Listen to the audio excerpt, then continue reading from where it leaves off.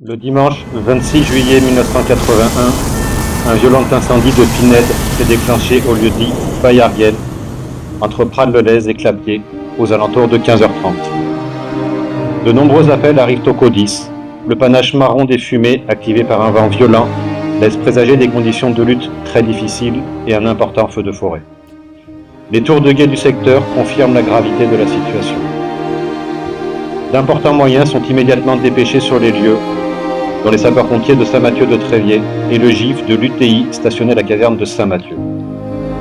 Dès la sortie du village, la demande de moyens aériens nationaux, Canadair DC-6, est confirmée et le maximum de renforts des centres de secours voisins, les forestiers sapeurs, les comités communaux feux de forêt, les gendarmes.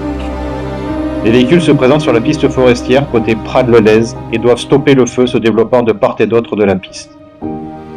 Les moyens aériens se présentent 40 minutes plus tard, ainsi que l'hélicoptère Dragon 34 de la base sécurité civile de Montpellier. La situation est critique sur la piste de crête, car les foyers progressent en direction de Clapiers. Les largages et bombardiers d'eau sont efficaces côté Bayarguet, mais le feu continue sa progression. Pendant la phase de lutte intense, un véhicule du centre de secours de Saint-Mathieu-de-Tréviers est cerné par les flammes et doit fuir vers Clapiers. C'est au cours de cet épisode tragique que le sapeur André Jean-Jean tombe du véhicule et périt dans les flammes, à 100 mètres de la stèle actuelle et de ses camarades de l'UTI. Il est alors 17h. Cet accident tragique rappelle la dangerosité de l'action de lutte contre les feux de forêt et marquera à jamais l'histoire des sapeurs-pompiers de l'Hérault. Le devoir de mémoire est indispensable pour nous rappeler que tout peut basculer en un rien de temps et que nous devons honorer celles et ceux qui sont tombés en risquant leur vie pour sauver des vies.